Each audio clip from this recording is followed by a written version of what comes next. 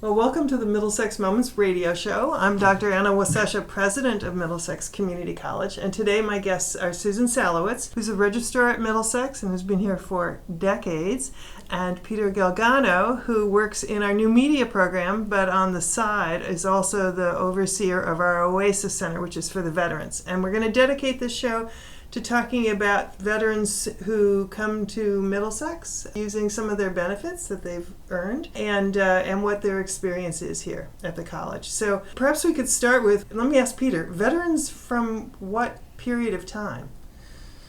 We have veterans from, Desert Storm, probably from 1983 on up. We do have all the veterans that come in under the tuition waiver that have fought in battles and stuff, but the majority of them are veterans from that served during 1982 to present day. And so that was Desert Storm, that was Iraq and Kuwait. Yep. A long time ago. Beirut. In Beirut, yeah, yeah. And so they're in their 50s maybe. So they aren't necessarily just the 24-year-olds or 21-year-olds who've just come back from a tour in Afghanistan. They're older students as well. Yes, there's a lot of the students, a lot of the veterans are returning to school. So they do, they're in their 40s, they're in the 50s. I've come across some even Vietnam veterans who are using the Connecticut Tuition Waiver Program, taking some courses of interest or, changing careers. So I think it really helps all veterans. And do they have to go to school full time? For the Connecticut Tuition Waiver Program, no. They can take any course they want during the fall and spring semester, and it's paid for, and they just pay the fee. So it's really a great opportunity for our veterans. And Connecticut is one of few states that offers that tuition waiver program. Not every state offers that. So I think Connecticut has really done veterans proud in offering that program. And the students who benefit from that go through the registrar's office and have to come with some kind of documentation. So do you help them figure out what it is they need to show you? They come with their discharge papers, and every veteran, if you say DD 214, they know immediately what you're talking about. And we work with the business office to determine the Connecticut Tuition Waiver Program is for veterans who have been in war or conflict. So they help determine, the state of Connecticut has issued guidelines. We look at the guidelines and see if they qualify. And for the most part, they do. Yeah, and if they want to find out, they could just still go to the Department of Connecticut Veterans website and you look up Veteran Wartime Medal that the state gives. If you can get a Connecticut Wartime Medal, you can get a tuition waiver. It's the same. It's the same process, I think. The same process, yeah. So let me ask, I'm curious about that. So they could have actually been creating meals ready to eat or something like that in Philadelphia, but if there was a war going on at that time, they would be eligible? Or do they have to have been in a combat zone? In support of. Okay. I think it's in support of. As far as Vietnam, if you were in the service, wherever you were, you get it. Certain conflicts, you just have to be in service. Then some like with Desert Storm and stuff like that, you had to be in the conflict. But if you go to the VA Department of Connecticut Veterans website, it explains that in detail. So, we probably have to take a break, and when we come back, let me ask you some more about that website. So we'll be right back after this message. Okay. Well, we're back to Middlesex Moments radio show. Susan Salowitz, our registrar, Peter Galgano, who is a new media staffer, but is also our overseer of our Oasis Center, which is for the veterans. And we're going to be talking about veterans today and the benefits that they are eligible to receive to attend college, which is just an incredibly important piece of coming back into civilian life. I mean, I think that one thing that the public needs to understand about community colleges is that we get lots and lots of students who come to school here who have been in college previously or who have collected credits through the military or who can receive credit for experience post facto. Isn't there, Susan, to help me with this, is a method for awarding college credit for work that they might have, or for learning that they might have engaged in while they were active in the service? While they were active in the service, they would get an ACE transcript, and through that, we would look and see what the student might earn credit for. I mean, I've had students that have come here on the Veterans GI Bill.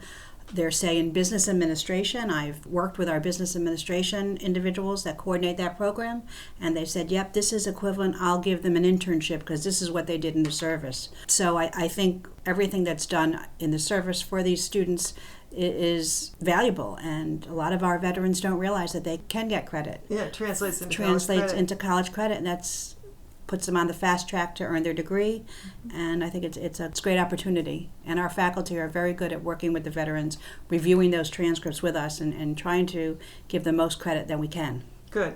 And before we went to the break, Peter had said that they can always go to this veterans website. So first of all, what's the address of the veterans website? And then secondly, what's your advice on using it to its best effect? So the address. Okay, the address is www.ct.gov/CTVA/site.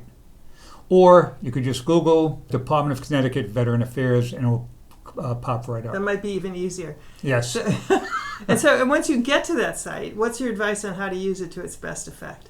Okay, right on the main page, once you Google that in, it's going to go to, on the right-hand column, Connecticut Veterans Pointers, or learn more about the GI Bill for education. So Susan was explaining to me over the break there's a difference between the Connecticut benefits and the GI benefits. So, right. But first of all, GI stands for government issue, right? Which we sort of forget that it actually was the initials for something at one point.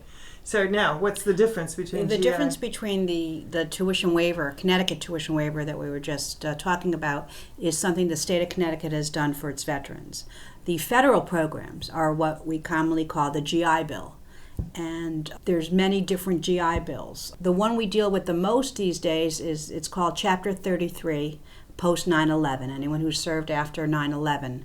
There's a housing allowance, tuition and fees are waived depending on what percentage a veteran gets. If a veteran has served 36 months of active duty, they qualify for 100% of whatever benefits the federal government offers. If they are in active duty less than 36 months, it's all based on percentages. So typically, if you had a veteran that would come to Middlesex that was in active duty that served 36 months, they would qualify for 100% of the post 9/11.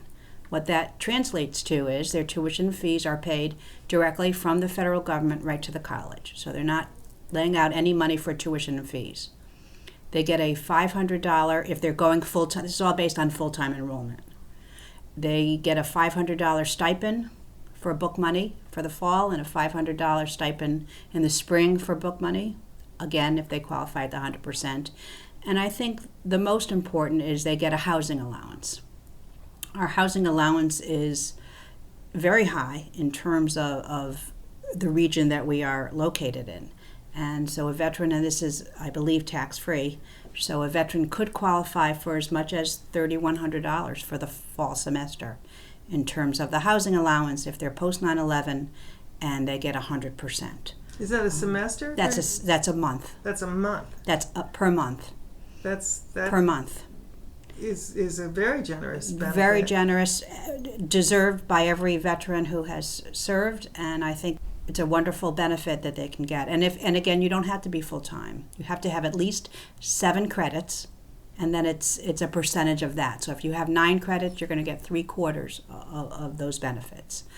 I think our veterans use this obviously to live on, so they can devote more of their time to their studies. I mean, a lot of our veterans have been out of school for a while, so it's important that they spend as much time studying and that they're not having to work, full-time jobs and be a full-time student. So I think that monthly stipend really, really helps them achieve their goals. That takes into account if they have dependents as well? I'm sure there may be some additional funding. They'd have to check with the United States Veterans Affairs. And is there a United States Veterans Affairs location here in Connecticut, or do they do this all through the website and calling Washington D.C.? There's a toll-free number that that any veteran can call, and I give it out all the time, that will answer just about every question that you have. You can go on the VA.gov website, gibill.va.gov website.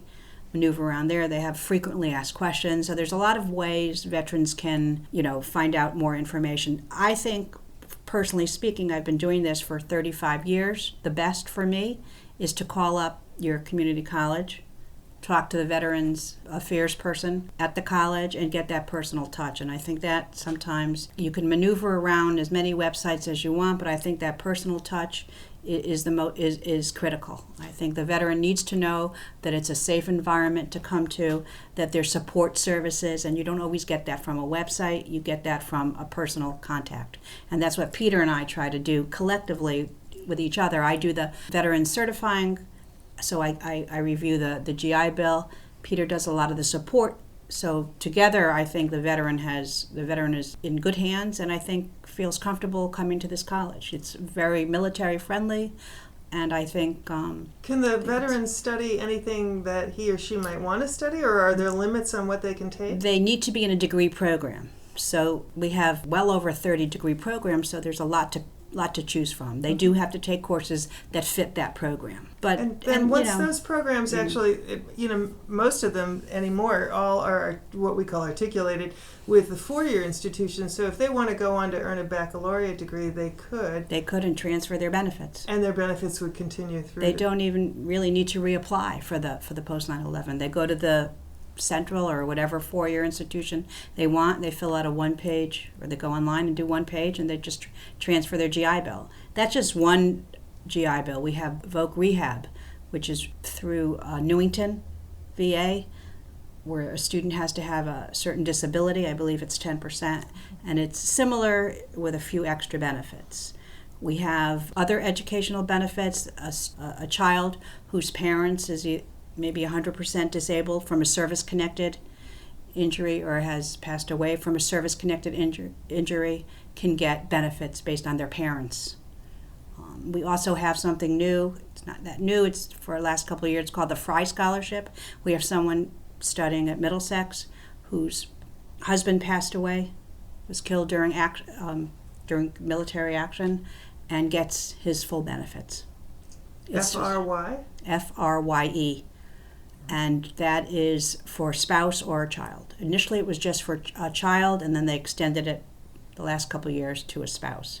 How many veterans do we have here? Getting the GI Bill, we have well over 100, and then we have an additional 60 maybe 60, more, yeah, that get the tuition waiver. Mm-hmm. So it's a lot, and every semester, we seem to get more and more veterans. Well, I mean, that makes sense, Yeah. actually, yeah. Mm-hmm. So Yeah, actually, we do have an Oasis Center, which it's a quiet place for veterans to gather, talk among themselves, and do their homework. We actually have 5 computers in there for them to use, their own printer and coffee to relax while they're doing their homework and stuff, or soda or water. And what's good for them is a lot of our veterans have come back from combat. And you find them out because they sit in the back of the classroom and they're looking around and they don't feel that comfortable. But through the Oasis Center and meeting other veterans and being able to talk and knowing that they can have the time and the peacefulness of doing their homework, their grades have been going up really well, because most veterans, I'm going to say all veterans, are focused. A little, not that other students that come here aren't, but they learn that discipline in the service, whatever service they've been in, and they really want to succeed in life and take care of their family. And it's just been so wonderful, because I'm in contact with a lot of our veterans that came here 2 and 3 years ago, and now they're in 4-year colleges. it's nice to be able to follow them, isn't it? Oh, Yeah. it's absolutely. I actually have emails for all of our current veterans, and then I have another email group of everybody who graduated here and is still being educated throughout the state. So when we come back, let's talk some more about what goes on with the Oasis Center and the ways that we Okay. support the students who have had this experience of being in the military. So we'll be right back after this message. Well, we're back to Middlesex Moments Radio Show, the Veterans Show, and Susan Salowitz, our registrar, and Peter Galgano are here talking today with me about what happens for veterans here. And it's the end of August, but we don't start classes until August 29th, which is a week from Monday. And we have actually a number of late start courses that don't start until into September, some as late as October. So it's never too late to apply to Middlesex Community College. And if any of the listeners in the audience either are veterans or know veterans, or it sounds like from Susan's telling of it, are related to veterans, there may be some benefits there. The best thing to do is call the registrar's office here at Middlesex. I'm going to ask you for the phone number. Yep, I'll give you my direct line. It's 888-343-5720. If you can call me, and I will be more than happy to talk to you and see if you qualify for veterans benefits and see what we can do. Again, as President Wasesha said, it is not too late. We start on the 29th. We have late start, and while you're in the process of applying for veterans benefits, we'll also work with you in terms of what we need to do to get you ready to start school. And some of that orientation probably will take place under the aegis of the Oasis. So tell us, what happens in the Oasis other than having 5 computers and coffee? What goes on there? Okay, the Oasis Center is a way for a veteran to kind of get out of the mainstream as they're getting ready to come back into civilian life. And it's only veterans are allowed in there. We allow their families, if their wife wants to come or their kids want to come, of course, they're allowed. But it's a way for them being separate and being able to talk amongst each other. When I first started coming working here, I always wear something Marine Corps, and we used to have veterans way back in 2004 stopping me, and we start talking because I had nobody else that would understand what they went through. In the Veterans Oasis Center, we have many veterans on campus in there, so it's a way they can share their stories and get help with coming back into not only civilian life but into academia. And we've had a very successful program at the Oasis Center. Like you said about the coffee, the one good thing about the coffee is I'm a Vietnam veteran, and when I got back it wasn't so nice, and I hung up my uniform for 33 years because I didn't want to admit to being a veteran because of the way we were treated. I don't want this for our veterans coming home now.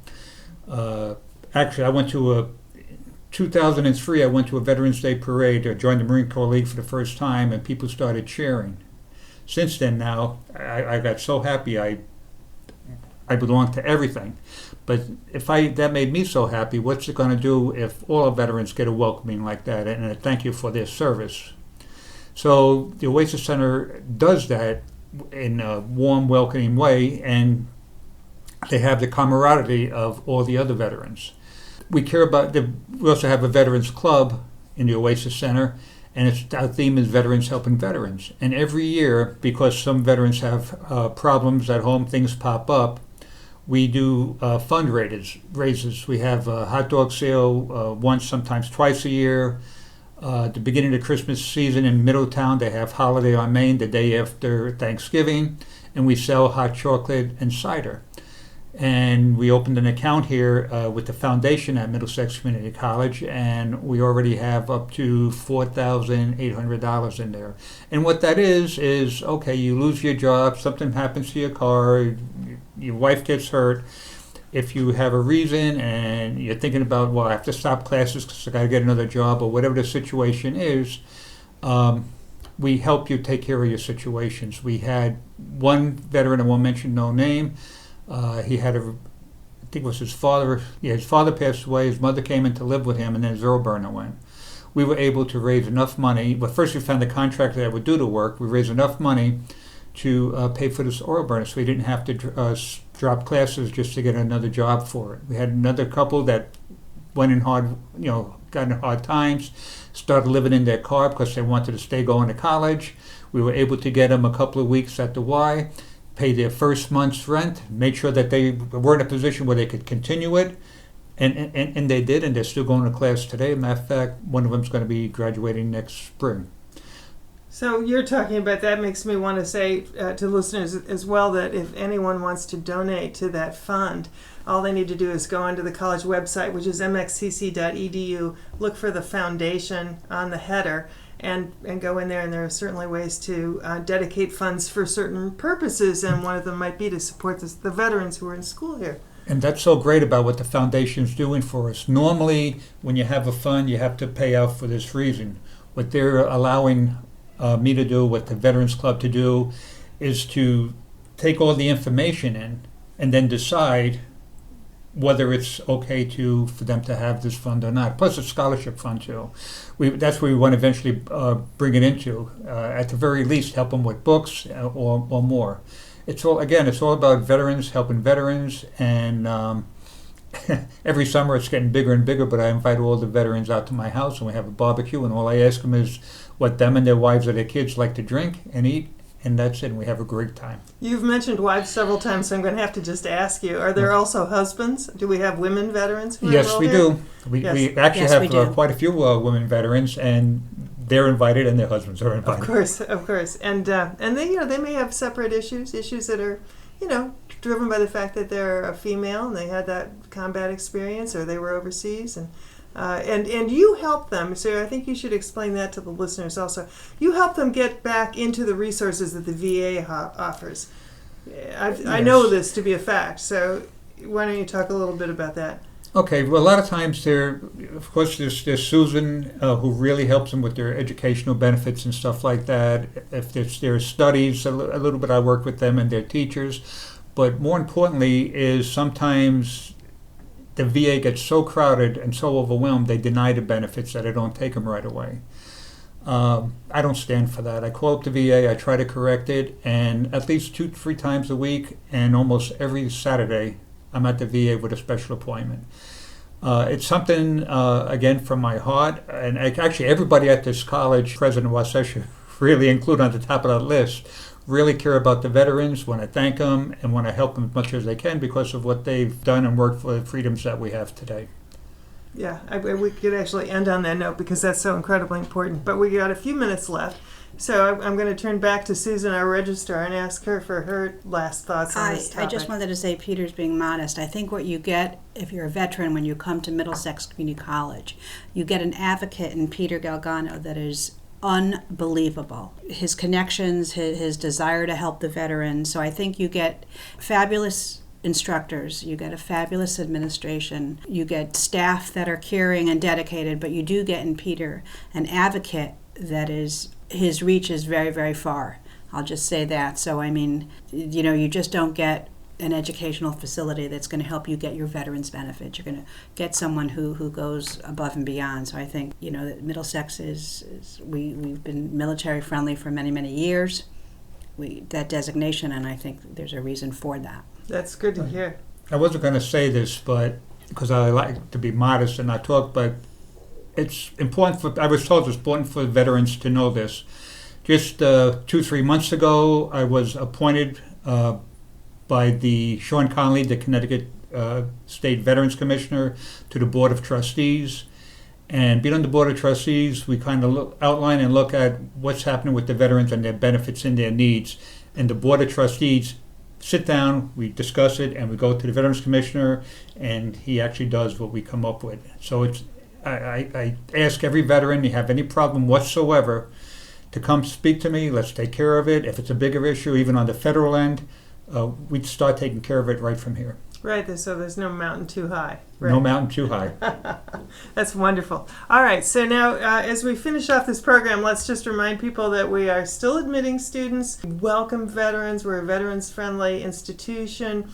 The phone number in the registrar's office to reach Susan Salowitz, who is the person who can help us, a prospective student, figure out how to access all of the benefits that they are eligible to receive, is 860-343-5720, and just reiterate that it is not too late to apply for the GI Bill for the fall. Right. And one other quick thing, if you go to the website, go under Student Services, go down to where it says Veterans, it takes you down to Veterans Services, and you could see PSA, a video about veterans. You could see our dedication of our Veteran Memorial Garden, and all the links, helpful links that you'll need through your transition back into academia and also civilian life.